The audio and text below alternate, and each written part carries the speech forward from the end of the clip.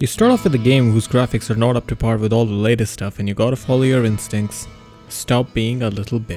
Once you do that, you can enjoy the hack and slash goodness in the truest form that it was intended. Now don't get too used to it since I am playing a pally start, and to make it into the perfect start I would be going for the most meta starting build out there, Holy Bolt. You can argue that Sacrifice is stronger, especially in the beginning here, as you can see that Holy Bolt does take quite a bit to take down monsters at high players difficulty. However, it really does pick up at levels 15 and 25 as you gain additional bolts. Trust. Now before entering the den I did buy a scepter from Makara for stronger melee hits, but Holy Bolt had started catching up as the investment increased. Thus I followed a pretty straightforward build of going all into Holy Bolt. For the stats I did dabble with a little bit of energy in between the vitality point investments, with the goal being to reach 50 mana before speccing Charge. One of the great strengths of the Holy Bolt build is to line up targets and take them out simultaneously, and that at high player levels means levels. I reached number 11 by the time I reached Black Marsh to do some countess runs and put a point into Smite at that point. That of course I did to get Charge next level, which I bowed to my left click and shift clicked it to move around for increased mobility.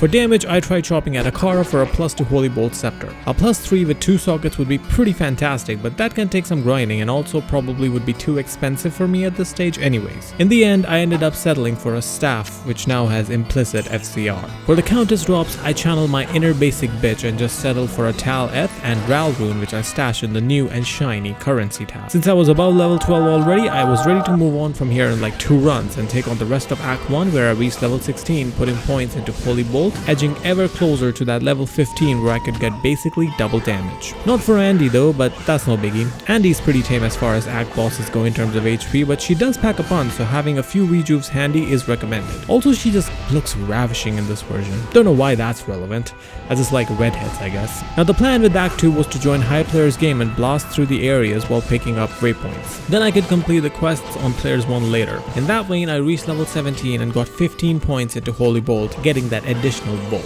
This guy honestly feels pretty nice post that upgrade, as you just seem to be able to shotgun a lot more with a lot less effort. Now all my Act 2 exploits netted me a character at level 20 by the time I was done with all quests. Wanting more, I entered the random tombs at high players difficulty and just started blasting. Now I kept up the indiscriminate assault till I reached level 23. By that point I was putting points into the prereqs of Joust after having maxed Holy Bolt. In the midst, I also bought a +2 Holy Bolt staff from Drogonen to have a level 22 Holy Bolt to fight the bug. The strat for Duriel was pretty average, hiding behind your mercenary. That is because this freeze will actually slow you down, since this mod adds the same penalties to casters that melee get from getting frozen. That, and also this works great since it forms a synergy, since the Holy Bolt constantly heals your boy as he forms an immovable object between you and the bug. Now in Act 3 I employed the strat I did as in the previous act to go after waypoints and levels in the higher players count and leave the quests for P1 later. XP though was still a bit slow to come, as I reached level 25 post Flare, where I could finally put a point into Joust.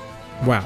Now having that teleport-ish ability at hand, I still wanted the real thing in my offhand, and thus I shopped at Ormus for a staff with teleportation charges. Joust may be good for positioning while in combat, but the teleport staff is required to hop walls, still making it a necessary gear piece. Now I made the very Chad/imbecile play of fighting Mephisto at players 8. Not much to say here since it was like 2 minutes of this, but a testament to the build that it can even able to do this much. Now I got a new and reworked Dust Deep in the drops and gave it to the mercenary for the 15 all-res boost. This was also where she started paying dividends. As you can see, she was providing me meditation here. This is another one of the nice changes added by the mod, giving useful auras to all mercs around all acts. It stays pretty balanced as well, since a very low level meditation won't get you that far, and thus I decided to trade her in for a girl with vigor. That aura on the other hand arguably has the biggest boost in the beginning, with diminishing returns at higher levels. Now I did complete Chaos on P1. Don't really know what I was scared of really, as it was an absolute massacre, the likes of which you can only see with the magic damage paladin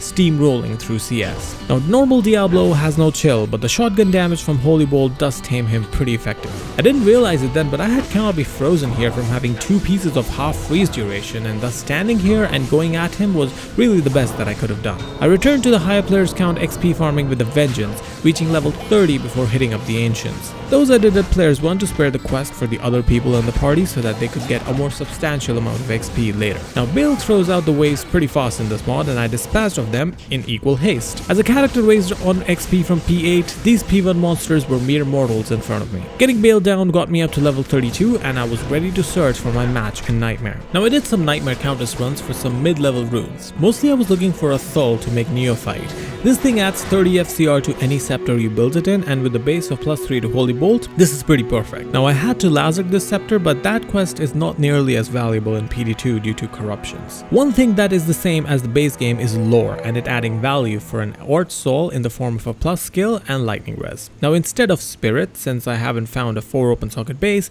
I'm using this thing. Remember, rares are good in this game, and thus this thing gives me the skills and some of the res I could have gotten from Spirit. Stealth is still the same, and the rest of the stuff is pretty budget, with the big focus being on res, as I get very little from my shield, as you just saw. As a result, I'm sitting on negative cold with others not doing too hot, but the focus here is to do enough damage that it doesn't matter. My FCR right now is 48 with my Stealth Neophyte combo, which is plenty for the moment. What's important is that with the plus skills on the Scepter, Lore and Shield, I have Holy Bolt at level 25, which means it shoots 3 bolts, which gives it a huge boost in damage. As I'm leveling, I'm putting points into its synergy, Holy Light, and I have 1 point invested in Charge, Holy Shield and Joust. You can skip that one if you want. With Holy Bolt, you really want to be standing away from the monsters most of the time anyways, and use the Telestaff to jump walls and such.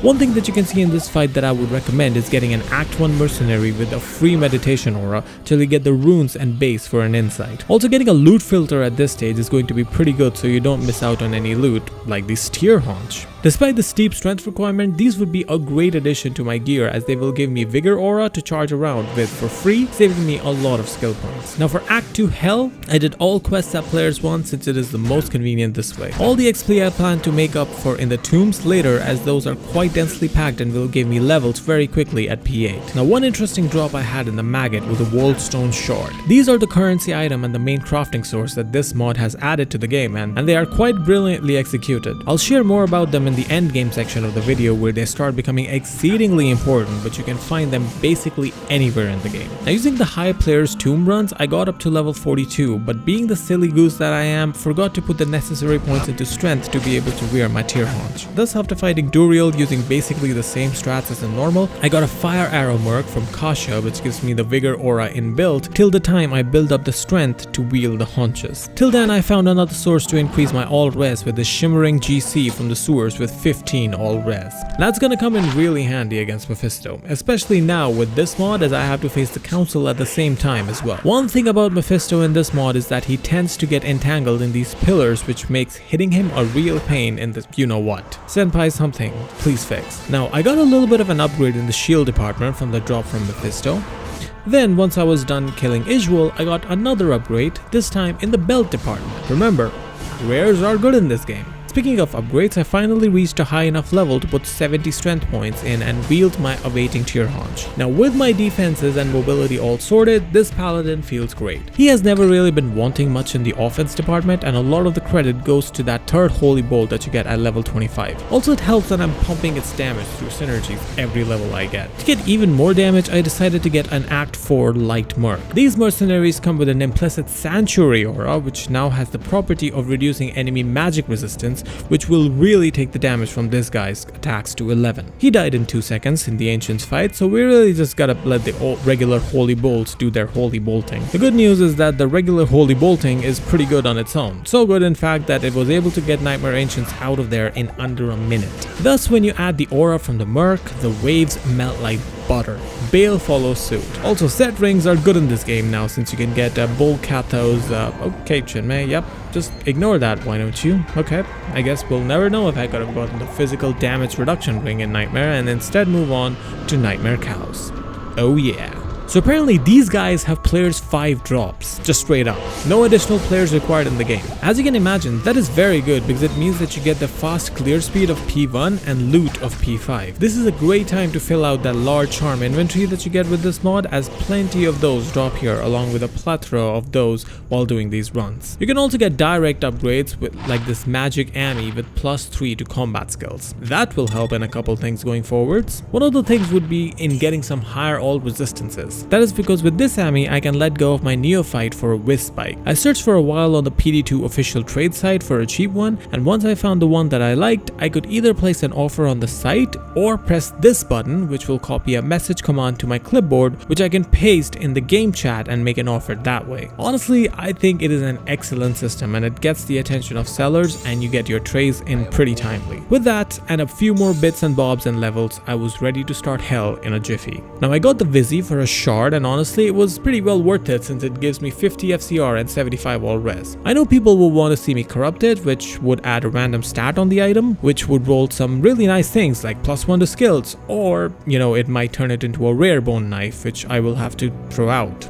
Considering that I'm starting hell right now and with a low budget, I will keep things simple and keep this plain. The armor, I didn't have much choice as this came corrupted with FHR for 2 shards and it's a great all-purpose pally armor at any rate with +2 to pally skills and 2 sockets for some MF customization capabilities. Now along with this, with the +3 for my amulet, keeps my holy bolt in business, but I'm still using lore and I built a spirit to complement the damage further, and yeah, they have balanced spirit in this game alright. The tier haunches are probably one of my favorite part of my gear, giving me vigor and saving me like 3 skill points along with all res as well. My belt and my gloves each give me 10 FCR and added to my Vizzy and Spirit, I reached the 75 FCR breakpoint for Holy Bolt. Res is not doing too bad neither, and nor is my damage with Holy Bolt, Light and Foe all maxed as I'm putting points into Holy Nova. As you can see, I decided to spec out of Joust as I really wasn't feeling it with this build's playstyle and decided to go all in on damage, and I think you would agree with my choices when you see what this build does in hell. Well, we gotta start with the Den since I found a pretty interesting piece of equipment here in the form of a +2 3 open socket bow.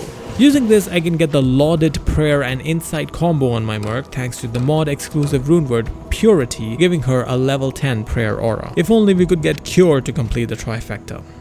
Can't say I didn't try. Don't need to cry over it since the bow and the intrinsic insight is still really powerful.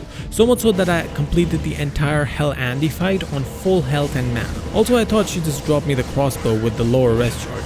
That would have been nice. Well, I did get an upgrade in the Snake Temple of all places in the form of a set bassinet. Sazabi must have had quite a wife for him to invent a mental sheath for himself. We've all been there, let's be real. But it works for me as it gives me +1 to skills and fire and lightning res. Albeit with appalling rolls, but if it works, and it does work better than my lore. Now I had to work on my next upgrade as it came in the form of a caster belt which I crafted. Not the craziest craft, in fact it is a pretty minor upgrade, but just what the doctor ordered, giving me capped res and 4 rows of potions as well. Now the tombs in hell were a bit tricky since the large Horadrim dudes are magic immune. Duriel? Not so much. Just have to charge a bit to escape his Holy Freeze and Holy Bolt to snipe him cleanly. Now experience comes in quick in the Flare jungle, especially with the experience shrine that I found. I reached level 70 and put another point into Holy Nova to further the damage of Holy Bolt. Now dolls in this game have been dumbed down a bit in that they explode a little while after dying, but that doesn't mean you should forget that these are still dolls. So don't fuck with them. Everything else though, you can fuck with as and how you please because this build hits like a truck. Right from level 1 to level 71 against Hell Mephisto, this is why this is the perfect pally build to start with, folks, and it only gets better. Killing Izzy gives you 2 skills anyways, but in this case, it also gave me my first mid-rune of value in the form of a Mal rune. Now pallies are notoriously good in CS to the point that I think the monsters of this place live in the eternal PTSD of the sound of flying hammers, but this magic damage dealing pally might be just as good, if not better. Sure, the damage right now is only good enough for P1 to P3 only at this stage, but the control of having Holy Bolt flow right towards the character you want to eliminate definitely gives him an edge and makes him an excellent candidate for a chaos farmer, something which might be becoming relevant real soon. For now, we have a big black lizard to contend with. We have contended with the big black lizard and the coronet was trash. Glad we cleared that up because next up are the ancients. Now the strats here are that you gotta not let them smell fear. If you hesitate for a second, that's all the time that supersonic speed Talik needs to shred you apart. If you go in confidently though, you can charge around to juke him and take them all out using your respectable damage output.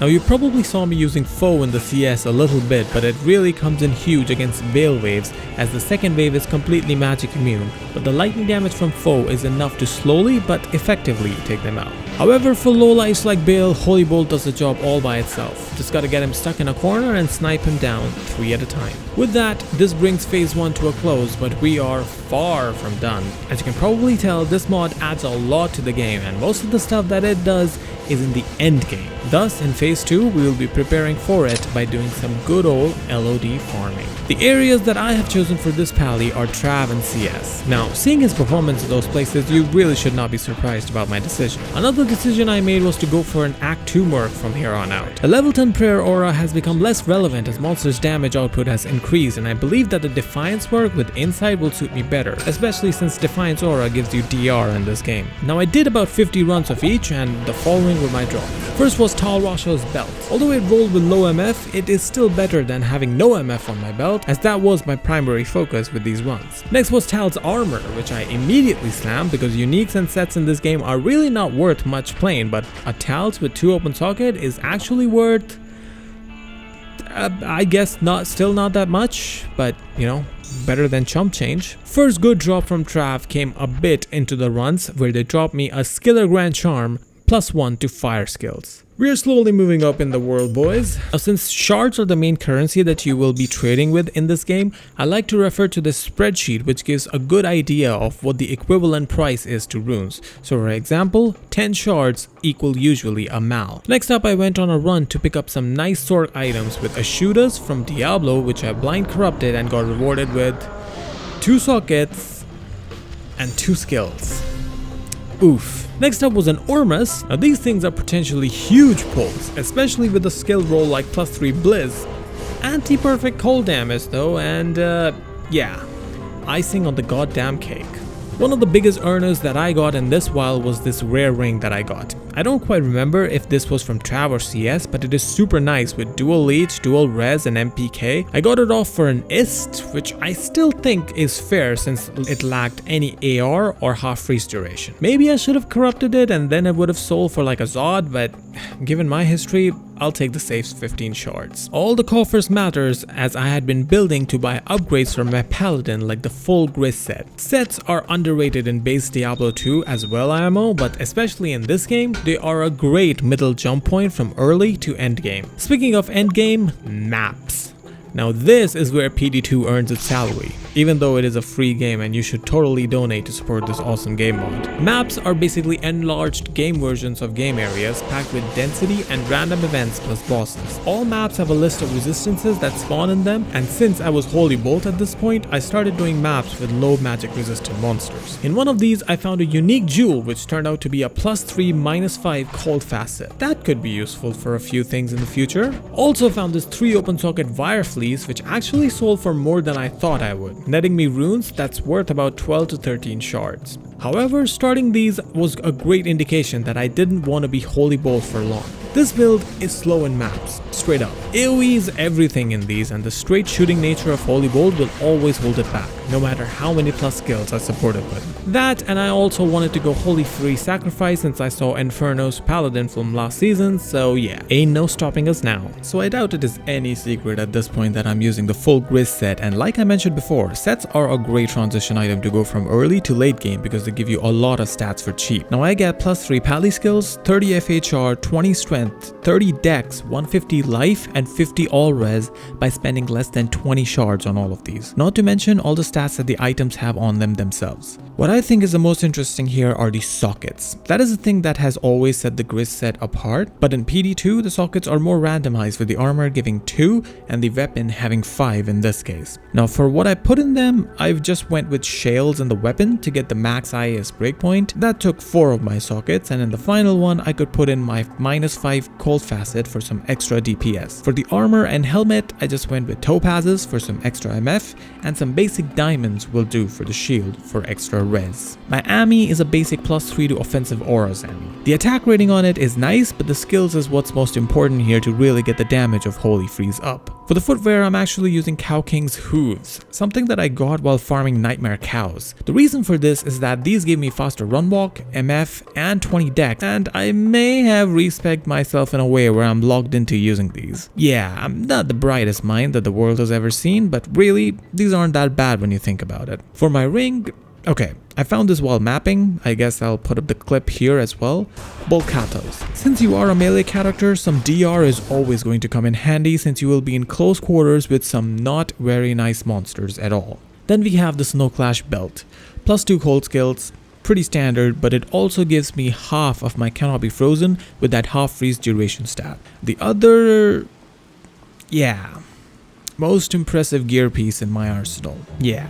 Drax. Now, like I mentioned, you will need sustain because being melee, you tend to take a lot of physical hits. Also, since this is a mid-game build, you aren't quite at the level of just absolutely nuking everything in the game quite yet. To get pretty good still, I have filled my inventory completely with offensive aura GCs. These should not cost more than 2 to 3 shards, so they are actually pretty easy to fill up. Torch and Annie though are expensive, but these I built up during the course of mapping, but this is basically what you want to be aiming for while building this character.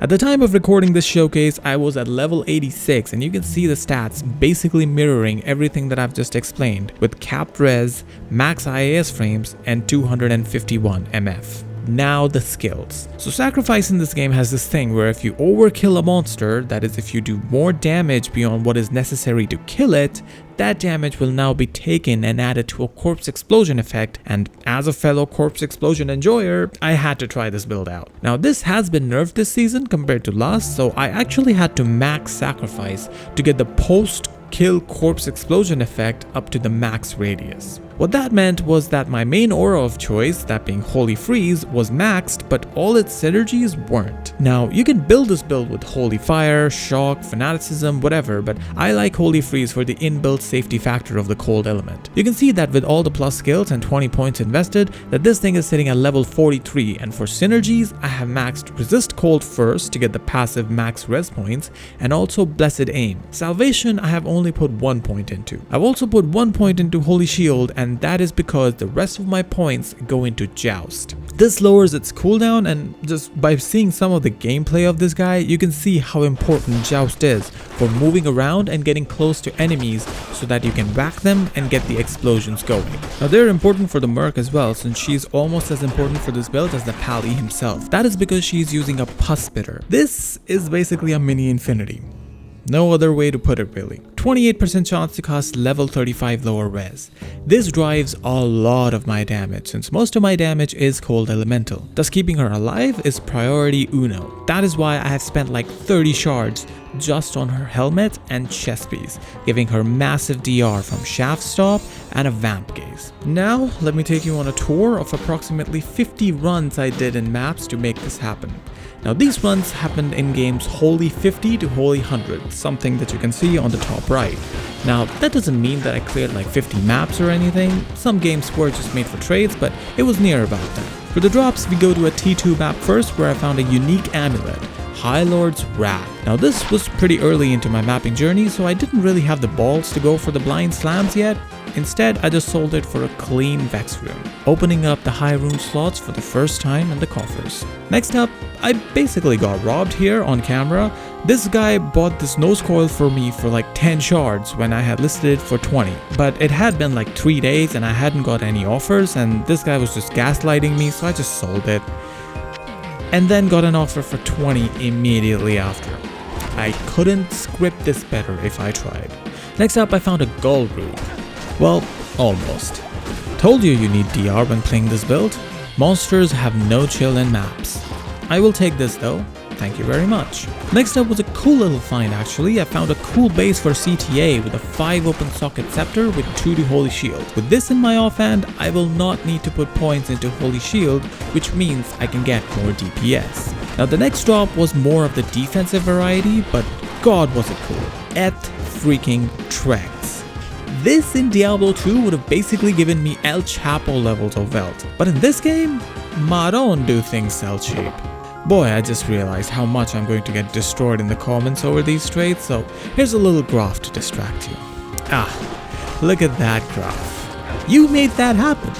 Look at it. Anyways, I've actually found something of real value in this game in the same run with the unique tiara Kira's. Now Kira really has grown up since the days of normal LOD, as this helm gives you some pretty sick negative enemy res now. Pair that up with a slam of 2 sockets and that is worth 30 shards at the very least, my friends. Next up was another clean Vex room. This time self-found from a T1 map. Always feels nice. What also feels nice are Skiller Grand Charms. I found like 2 of these during these runs, one with +1 to PNB skills and the other with +1 to summoning skills with faster run walk. I think I got about like 25 shards from selling both of these. Nice, nice. And I also found a puzzle box. And I know. Hey, look, don't make me pull up the graph again, okay? I had it listed for Vex for like 2 days, it wouldn't sell, so I had to put it up for cheap, okay? Bird in hand. And for the final one, don't know if you can call this a bird, because this is a freaking dinosaur. A Sorun from a T2 map. Well, the coffers is looking pretty padded after that, isn't it? And like the video title says, we are only getting started. Thanks for watching. Yours truly, with love.